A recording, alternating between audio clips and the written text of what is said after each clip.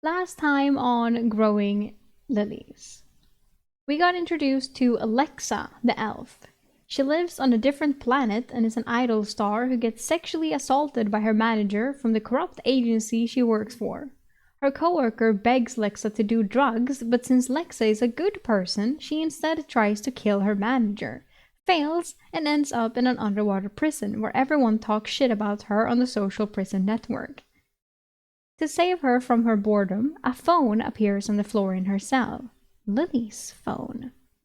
Lexa starts texting with ENA, who says that she is a goddess and will make Lexa's dream come true. That she wants to teach Lexa how to use magic and live an exciting life.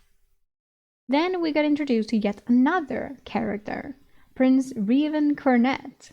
He lives in the country Dorum, who is currently at war. But Revan stays at home at the castle while his father and older brother is off to war.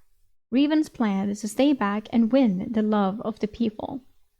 We jump back to Lily, the teleported Lily, who tries to explain to the Balaur Sunika that she is from another world and knows how to cast spells.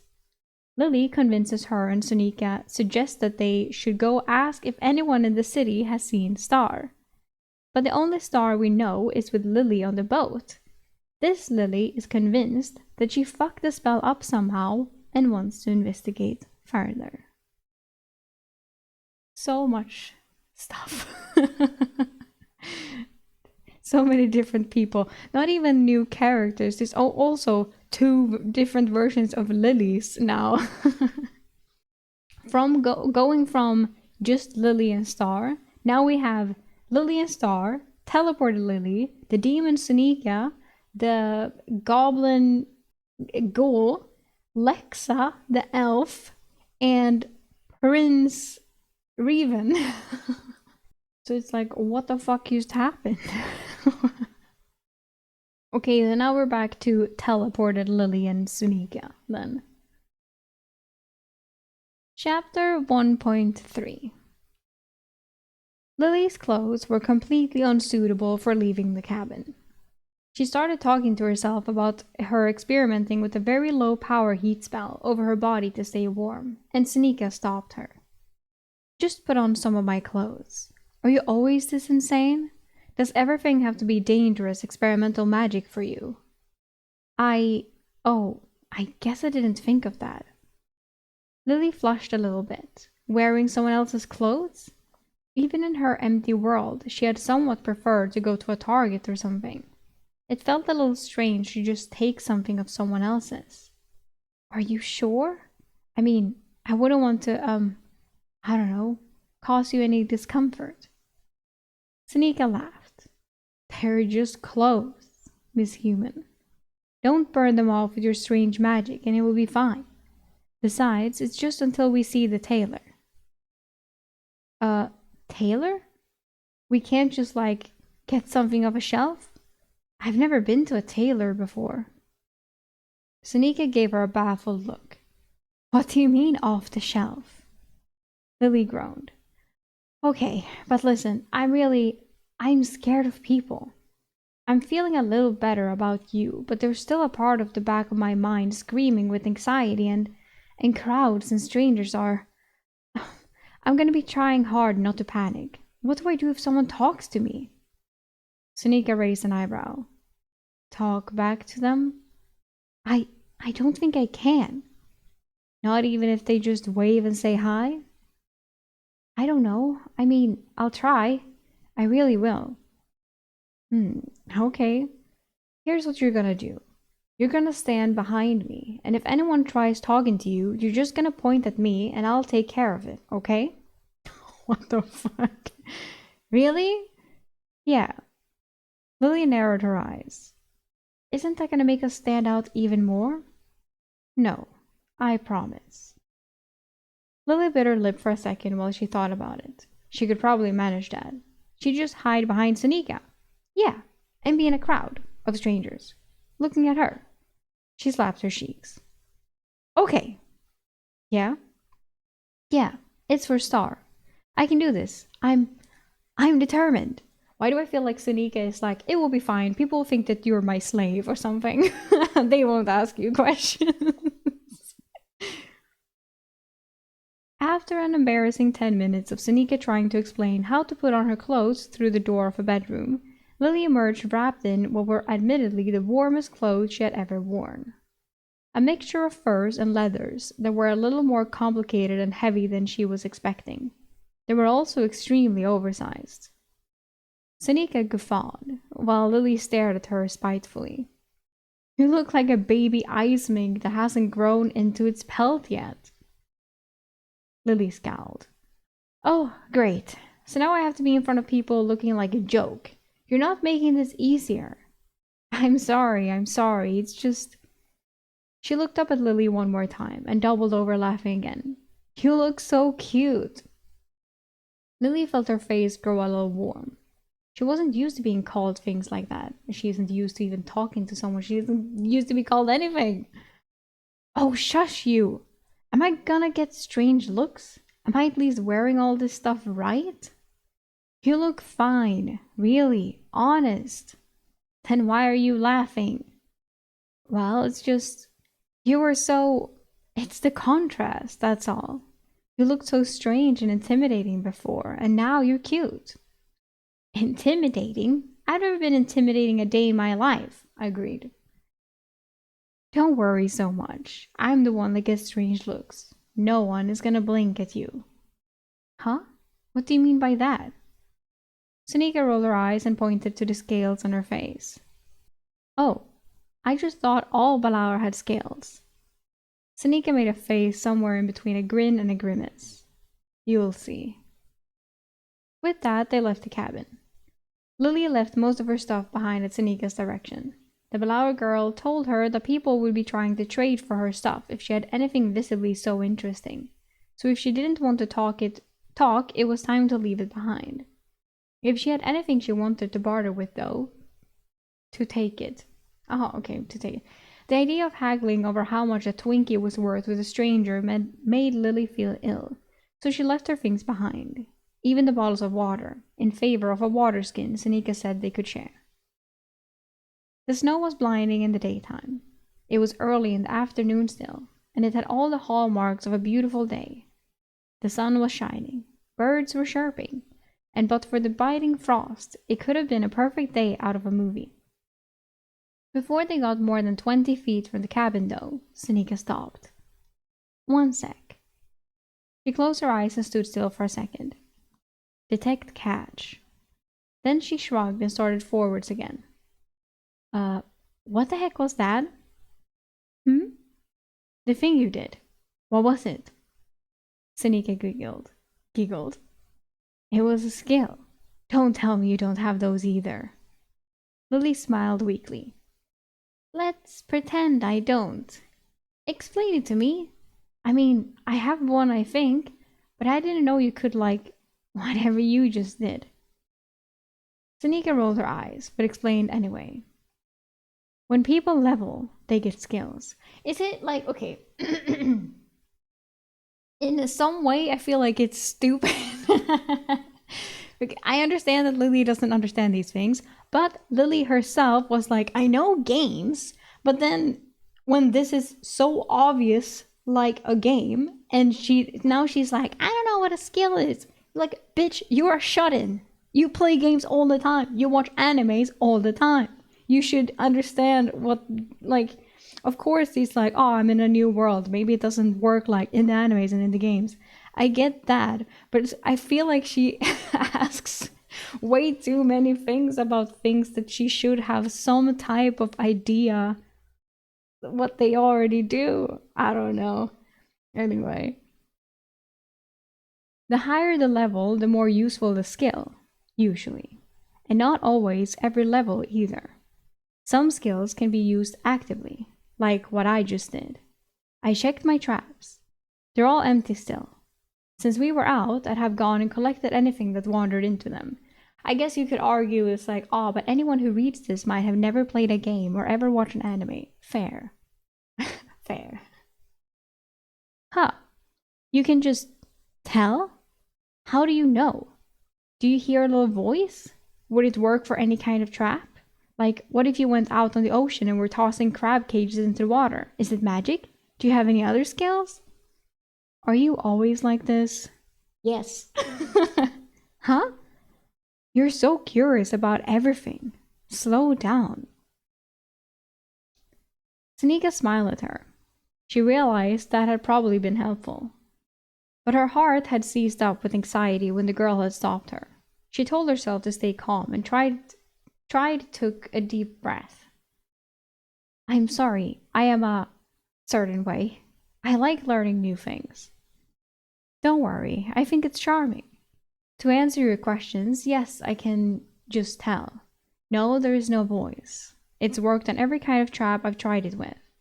Skills and magic are different things, and yes, I do have other skills, but that question is considered pretty rude. Don't ask about other people's skills and levels if you can avoid it. Oh. Lily hesitated. I'm sorry. It's fine. You didn't know. Besides, I meant it. Meant what? It's charming. I'm having fun teaching you stuff. Seneca smiled at her. After a second, Lily returned it. The city was more than a 30-minute walk away through the snow, a fact Seneca had neglected to mention until Lily asked. It wasn't the time that bothered her, but Lily was not built for this. They had to take a few breaks to rest along the way. Seneca was a little apologetic, but mostly surprised that it was an issue. She offered to give Lily a piggyback ride, but Lily refused. She needed to get used to this if she was going to be here a while. But despite the 3 stops, it was only about an hour before they crested a hill and suddenly the city was in view. Lily was thankful that it wasn't a city like New York was a city. She'd have probably called it a town herself. But despite that, she could see people walking around the streets from here, and a sense of dread filled her. She ducked back behind the hill and took a few deep breaths. Okay, so at least there are people here, because I was like, maybe the city is empty. Miss Lily?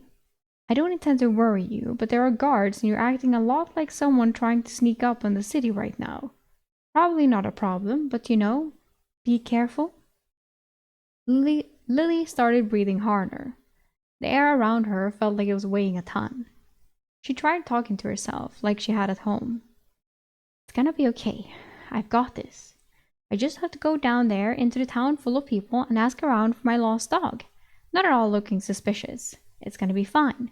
They'll probably be friendly. Seneca is friendly. He'll be okay. I'll blend in. I'll try to blend in. I'll hide behind Seneca. Please let me blend in. A voice from the right next to her startled her. She yelped. Seneca put a hand on her shoulder. Hey, it's gonna be all right. I've lived here for my whole life. The people down there will be nice to you. Well, most of them. It's not going to be a problem that I'm a human? Nah, they like foreigners. Lots of people come here to Veni to trade. It'd be a little harder if we were going to Avesari. Avesari. It's a larger city set back in those mountains over there. But travelers come here to trade all the time. Usually, someone comes down from the mountains to meet them. Curiosity partially shocked Lily out of her spiral. Are humans not allowed there? It's not like that exactly. It can just be a social cultural nightmare for people not used to things. If we ever go, I'll talk you through it. Things are a lot more lax here, though. Okay, I think I'm ready to go. Anything I can do to help? Just please stay close to me. I'll get better at this. I have to. It's survival. It's just hard right now. Seneca raised an eyebrow at that, but shrugged it off and helped Lily get started over the hill again. It was only a short walk down the hill to the closest gate, and a few minutes later they were waiting in a short queue to enter. Lily watched as the person in front of her, a Balour man, holding a large sack over his shoulder, was greeted by the guards. Hey, it's Mr. Nikia. Got some more kindleberries to sell today? Kindleberries. Nikia. Fucking Nokia.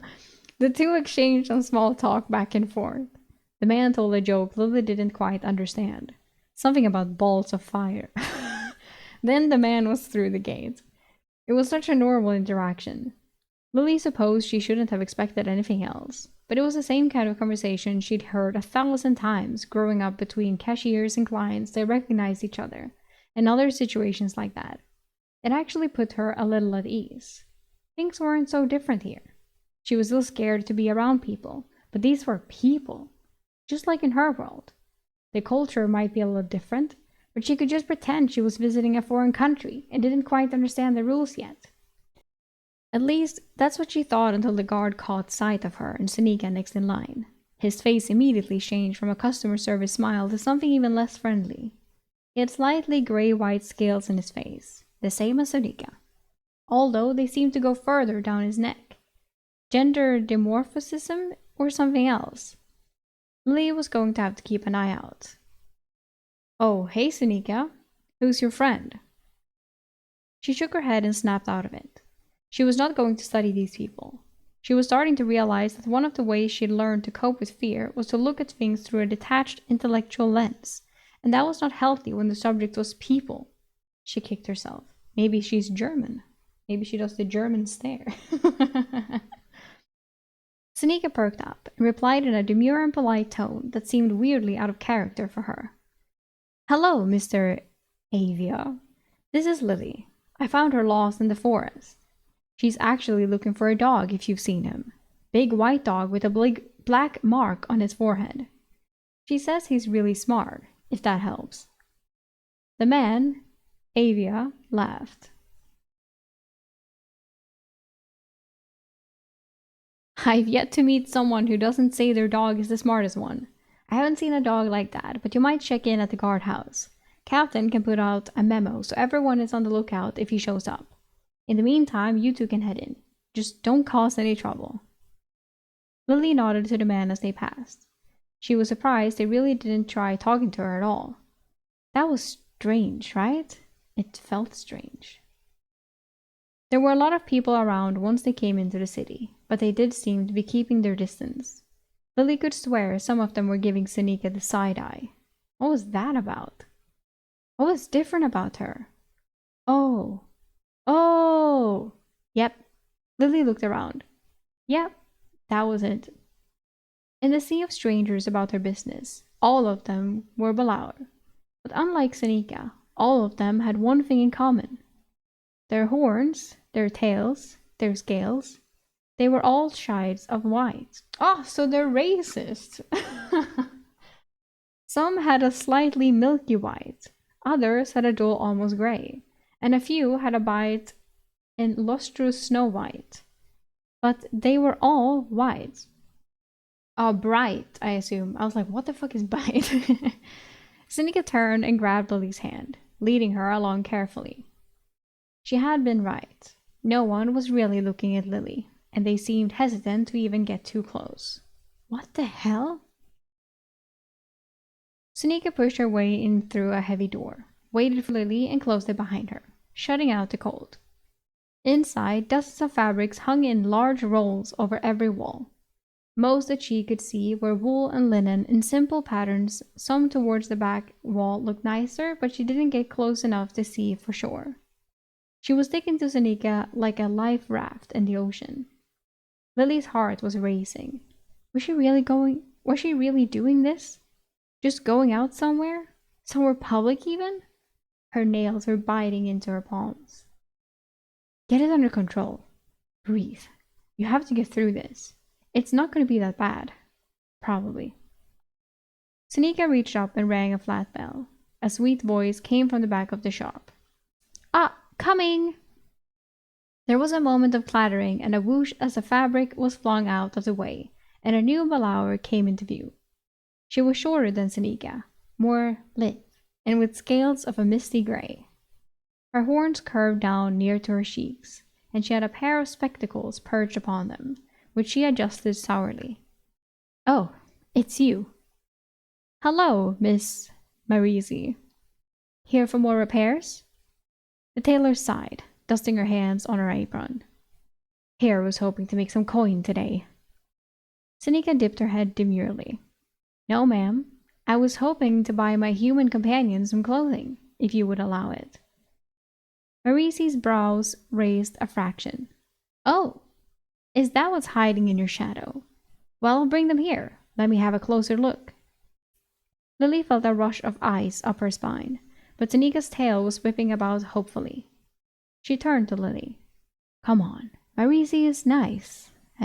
Well, mostly. Mostly? Lily let out a panicked whisper, her grip on Sanika's cloak tightening. I just meant she's good enough to someone like me. That's all. Sanika put her hand on Lily's, leading her forward. It will be okay. Trembling, Lily followed her. Lily is so much like Sanika's child. Like, she's just like a tiny, like a 5-year-old. Ah, now I can see you. The other Balaur leaned in, peering down her spectacles at the trembling human girl. She's new. She looked appraisingly at Sanika. She's yours? Yeah, see? Told you, slave. Sanika stared, squirming, her tail curling and uncurling. She is. There was a shift in tone and something passed between the two that Lily didn't quite catch. The human girl glanced between the two of them, but her translation spell wasn't giving her anything for the mere insinuation. Lily bit her lip, wishing she knew the culture better. My Miss Human needs at least one set of winter clothing. Sanika was digging through the large bag she had brought. I have 5 ice mink furs I can barter on. I can't do 2 sets of linen undergarments and 1 set of wool overclothes for all 5. Simple make, of course. It'd serve for all 5. Is that a fox I see? Sanika paused. Yes. Leave it. I'll use it for the lining. Linen? Sanika nodded. Yes, ma'am. That done, the attention swung back to Lily. You. Me? Lily squeaked. Arms out straight, legs down, chin up, don't slump. Lily blinked, then swallowed hard and stood as told. Somewhere past the fear, she wanted to laugh. She was literally being told to T-pose, like a video game character. It felt absurd. I guess it's this, like now she's like, she knows T-posing because of video game characters, but then when it comes to everything according to magic, she's like, I don't know, I've never played a game with magic before. It's like, you've never played a game with skills, or... Good. Obtain their measure. Marisi jotted a few lines on a ledger and swiped the 6 furs up in one arm. She immediately turned to head into the back again and called over her shoulder. Good, good, you can go. Come back in an hour. No loitering. Sanika gave a half bow and, thanking her, pulled Lily back to the street. Lily stood there stunned for a second before turning to her companion. I have so many questions. Chapter 1.4. So, what was all that about? They had found a secluded place to talk at Lily's insistence. She still wasn't exactly comfortable. At all. But she had some big-time things to ask about everything that had happened since entering the city. Sanika had brought her to what could generously be called a park. It was a square of grass the size of about 4 houses with 3 trees, although you could only tell there was grass because a few bits peeked out from behind the snow. It was green. That seemed a little odd too, but it was at the very bottom of a list of a million questions. No one else was around, so she could finally speak. Sanika gave her an awkward smile. Which part exactly? Lily sighed and stared. Okay, let's start with the whole is she yours business. And then you saying yes? What does that mean exactly? Oh, Dad, this bit can be kind of complicated for people not from here to understand. But I'll try. Yeah, try. I'm pretty smart. Sometimes. How can I put this? You're an outsider. That is, you're not from here and you're not Balaur. Uh-huh. With you so far? Hey, don't be snippy. I'm explaining and I promise I haven't done anything bad. Lily glared for a second longer, then stopped. Maybe I just don't like Lily. I'll come out and say it. I don't like Lily. That's my issue. Oh, okay. It just sounded an awful lot like you were treating me like a belonging or like a girlfriend. I'm not sure which, but either way, I feel like I should be pissed. Why? I'm sorry. Look, it's more like a belonging than a girlfriend. Lily went back to glaring. Like, bro, why? Like, why are you angry? Hey, no, that came out wrong. Okay, listen. Our society is very hierarchical. I understand it's not like what in other places, that in other places, but here, everyone is under someone else. Well, almost everyone anyway. We have a really defined class structure. Outsiders complicate things. Since you don't really fit anywhere in the system, see? So when an outsider shows up, they get claimed. I was just saying I've taken responsibility for you. Well, there's more to it than that, but that's the most important part. Oh, well, you could have warned me. Not really, it's whatever. I'm sorry, it's a lot of things. But you were already trying so hard I didn't want to add to it. I didn't think I'd come up on a first trip if you were just standing behind me. Honest. Okay. Thanks for telling me. Is there anything I have to do? Not really, no. Be respectful to people of higher class if you can tell. I'll apologize if offense is given, and, well, if we meet anyone else as low as me, you'll have a good excuse not to talk to them. I'm your connection here. See? Huh. That just leaves me with more questions, honestly. Like, what's up with that? It's your scales, right? Sunika flinched. Yeah. You could tell? I'm not an idiot, of course. At first I just thought you were special. But everyone we meet is giving you the stink eye. But I don't get it. Aren't you just special? Why is red bad? You've got way cooler scales than most of these people. Are they just jealous? Sunika turned bright red. For a split second, her tail went absolutely wild. Then she turned away from Lily and covered her face, holding stock still.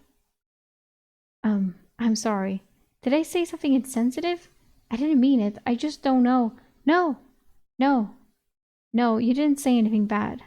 I swear, She went silent for almost a full minute. Thank you. I still don't know what I did, but you're welcome? They stood still like that for a few more minutes, before Sunika turned back to her. It's because they're red. Balauer got our color from where we're born. I'm red because I don't belong here. To put it in terms an outsider might understand, Balauer that share a color think of themselves as kind of like distant relatives. I'm red. I'm not part of the family. See? Oh, so it doesn't come from your parents, and you're looked down on just because you were born somewhere else? That's so stupid. Saving racism. No, not saving racism. Ending racism. I'm sorry. Ending. Ending. Sunika winced. Please, Miss Lily. It's how our culture works. And I wasn't exactly born somewhere else. Huh? But I thought you said it was a house fire. Lily stopped. That's all it took? What the hell? She wanted to ask more questions about that, but she could see Sunika's hands clenched, and the fact that she was trying very hard to keep a straight face. Oh, I'm sorry. It's fine. I'm used to it. No, it's not fine. Why don't you leave? Surely humans wouldn't care, or you could go to wherever Red Balauer lived, right? Sunika shook her head. This is my home. I've lived here all my life. My mother and sister live here. Well, up in... Oh, fuck. Adversary. Adversary? I don't want to leave. Besides, people aren't too bad. Some of them are kind. But if you're wondering why they act like I'm beneath them, it's because I am. Lily frowned. Well, I don't care. You're my friend and that's that. Everyone else can go sit on something unpleasant. Sunika snorted, and the tension was broken. Is that something they say from where you're from? That's so lame. She is. She is lame. But she was laughing. Lily smiled too. No, I just. Look, I don't care about your color. I think your scales are beautiful, and anyone who's gonna treat you like crap for it sucks. I'm glad I met you. Sunika gave her the most genuine smile Lily had seen on her face yet. Thanks. Now let's hit the guardhouse and ask about Star. Then we can swing back by Maurice's place and pick up your clothes.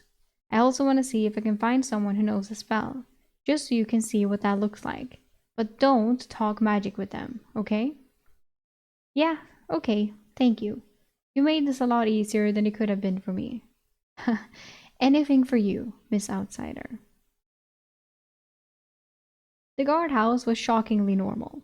Upon entering the room, Lily was surprised to find what could have been a modern office in a rustic style, but for the lack of computers on the desks. Busy guards, or maybe guards, walked around the room in mostly leather armor. A gruff-looking Balour man, behind the front desk, looked up as they walked in. He was downright burly, and had scales that were a mix of pure white and slightly gray. It gave him the unfortunate impression of dirty snow. He raised an eyebrow. Sunika, tell me you're not in some kind of trouble again. No, Mr. Reese. Avia pointed me here. I met a human in the forest. She's looking for a dog. He's about this big? She looked at Lily. Lily nodded. Male, white, fluffy, black spot on his head, super smart. Those are all the clues we have, unfortunately. The man scratched his chin thoughtfully. I haven't heard anything about a dog, but I'm not sure that sort of thing would be reported. I'll put out the heads up, but unless one of our men finds him directly, you might be out of luck, Miss Outsider. Lily felt like she was going to cry, but she held it in. No. Someone had to have an idea of how to look, but the truth was she didn't even know if he was nearby. How was she supposed to look? A spell? It had to be a spell. How could she contact him? He was wearing the bandana that she had enchanted. Maybe she could do something like that. It was her magic. Lily realized she'd been lost in thought when Sunika shook her shoulder gently and nodded towards the door. The moment they were outside, Sunika exclaimed, What a waste of time! Oh well, it was worth a shot. But we're gonna have to try somewhere. We're going to have to try elsewhere. Maybe we can post something at the Adventurers Guild. Not sure they take a request to find a lost dog, but I think some teams have a tracker. Honestly, maybe we ought to just look for a tracker. A private person might not charge us an arm and a leg. Anyway, let's... Sunika turned and realized Lily had stopped walking 5 feet ago. She backtracked and bent slightly to look Lily eye to eye. Hey. Lily started and looked around wildly for a second. I have to cast a spell. I'm trying to work it out in my head. There's gotta be a way. I feel so stupid for not thinking about this problem before it happened. But I can figure this out. I just have to put my mind to it. Hey. There's something there. His bandana. Connecting a spell to another spell. Something like that. It's still my magic. If it's far away, it might cost a lot of mana though. And I don't want to think of what it will be if he's home or somehow on the other side of the world. Or maybe distance won't matter if I can charge it gradually. I need to take a look in my notebook for any glyph that look related. I shouldn't have... Sunika shook her, hard. Hey! Lily looked up, again seeming almost surprised to see her. Sorry, I just get in my head when it comes to this stuff. I have to work it out, you know? We said we'd always be better, that we'd always be there for each other. You need to get it together. You're gonna drive yourself crazy at this rate. I get being worried, but there is a limit to what you can do. You're not going to be of any use at all if you drive yourself into a hole. I can do it though. I know I can. Look, when everything first happened, I was a weak and scared girl. And in some ways I still am. But I've grown. I've gotten stronger. I've learned how to survive because I'm determined. It was Star who taught me that. If I just throw myself into it, I can make amazing things happen. Sunika grabbed her hand and pulled it up in front of her face. Yeah? And what about the cost you were talking about before then? How do you get these scars, Lily? I'm guessing it was something like this. Lily almost smiled, but there was no joy in her expression. I'd gladly pay it to make sure he's okay. This is my fault. I have to fix it. It doesn't matter what it costs. It's what I have to do. Sunika stared at her with a look Lily didn't recognize at first. Oh, right. Disgust. That's right. That's what you should have been looking at Lily like all along. It's a wonder it took this long. I love that that comes up in the same chapter that I'm like, I don't like Lily. And now she's going through the whole, everyone hates me, everyone thinks I'm disgusting. I just thought it was funny. You're just punishing yourself. Do you really think your friend would want that? I don't care. It won't matter what he wants if he dies because it didn't help him. I have to. You don't even know if he's in danger. What good is being self-destructive like this? I don't know if he's in danger. What could be more clear? I'll try not to get hurt, but there's nothing I wouldn't do. Is that so wrong for someone important to you? That's clearly just an excuse. You can hurt yourself. I met you earlier today, and even I can see that. You're not okay. Yes. All I'm talking about is casting a spell. Don't deflect. It's not about the spell. It's about your thought process. If you wanted to cast a spell and be safe and sane about it, I wouldn't be talking to you about this. You don't understand. They stared at each other for half a minute. Then a voice from behind Lily broke the silence. Are you two girls okay? Lily whirled. The Blower guard from the gate was standing at the entrance to the side street they were speaking on, looking concerned. Lily's eyes went wide. She almost yelped. Someone had noticed their argument. Her heart started beating faster. A cold sweat started on her back. No. She couldn't do this. She couldn't be out somewhere. She knew this was a bad idea. She didn't really even know Sunika. How could she let herself be brought here? No. She had to. She turned on her heel and ran, like her life depended on it. She heard Sunika's voice call out after her, followed immediately by the man's. A spear in the back. Lily dies. Lily, wait! Hey, cool it, Red. I don't know what you did to that girl, but I'm not gonna let you chase her down. Then Lily turned a corner, and the sounds of the city took over. There were people everywhere. They stared at her as she came running into the street. No. She had to leave. Get outside the city. Which way was it? She couldn't remember. She was all turned around, and everyone was staring. She shouldn't be here. She shouldn't be here. Why had she run? This was so stupid. She was so stupid. Now she was here in front of all these people. They were staring at her. She could see it. They could all see she didn't belong here. She tried to diffuse things. I'm sorry, The words stopped coming out. She turned to run again when a hand grabbed her arm. Gotcha! The guard from earlier had her by the arm. Lily tried to wrench it free and run. His grip was like iron. Hey, Miss Outsider, I'm here to help. Let's go somewhere more private, all right? I'm sorry, I didn't mean to cause trouble. Please just let me leave. The guard gave her a cold smile. What kind of guy would I be if I let a girl in trouble just run wildly through the city? Come on. He pulled her away with absolutely no trouble. Minutes later, Lily found herself sitting in a small waiting room in the guardhouse. She'd been dragged in past the guard who had seen them earlier and told to sit down. She didn't dare make things worse for herself, but she felt like she was going to throw up. At least she was alone in the room and could breathe for now. What did this guard want from her? Avea. Had she broken a law? Was it because she was human? Or was it something even more scary? Her mind was running wild. No. Maybe he really wanted to help. She shouldn't jump to the worst. She was trembling. She had to get herself under control. How? Breathe. Relax. She had to get back to Senika. Unless... Did Senika even want to see her? Had she just burned that bridge? Over what? She was so stupid. Stupid, stupid, stupid. She kicked herself. The door opened and Avea entered and sat down at the table across from her. He blew out his cheeks and took a deep breath before starting. Okay, Miss Outsider.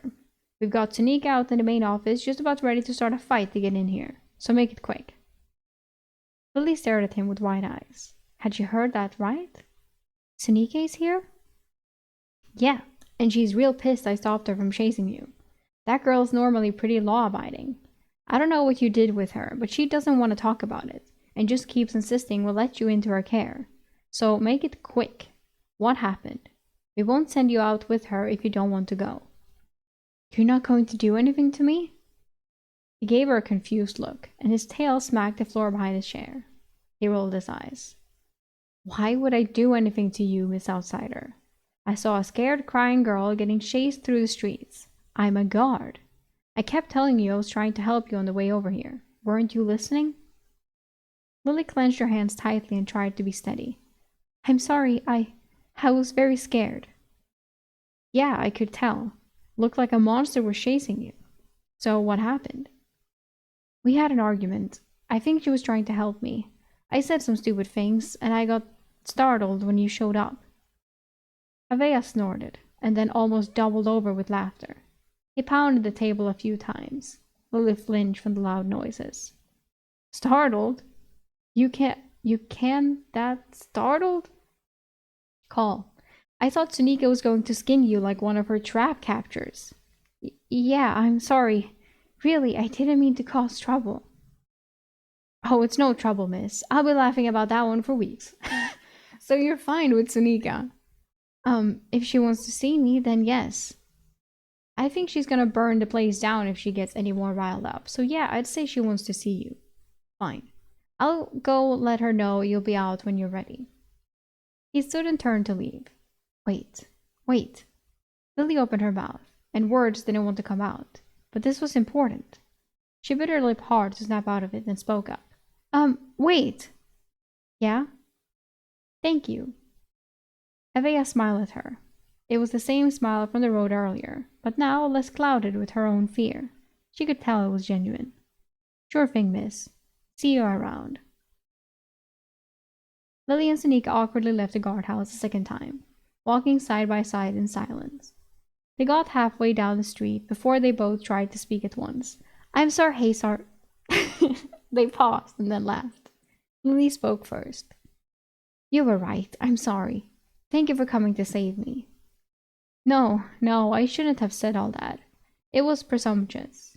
We don't know each other well enough for that yet, and I was overstepping. No, really, you were right. It's this place. Being here with all these people. It starts to be hard to have a positive thought at all, you know? Everything is fear and stress. Senika closed her eyes and nodded.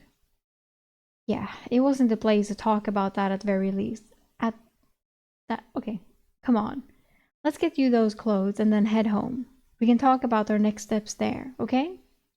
Thanks, Senika. Anything for you, Miss Outsider. Author note. Phew, I did it. That's the end of the write-a-thon, folks. I really had to cram hard at the end there because I went to spend the weekend especially super sick. Oh no, but I made it. Thank you everyone for reading this far. We also hit 10k views. I'd likely be taking about a week off to rest and start doing prep to publish volume 1 as an ebook. Oh, after that I'll be returning to my normal schedule of twice a week uploads, with Patreon being at least one chapter ahead. I have so much more to say, but I am dead, and also after 2 days straight of writing non-stop. Going to sleep now. Thank you so much for reading and enjoying my story. I'll keep doing my absolute best for you all. But I think that's all I'm gonna read for today, actually. So the reading will end there.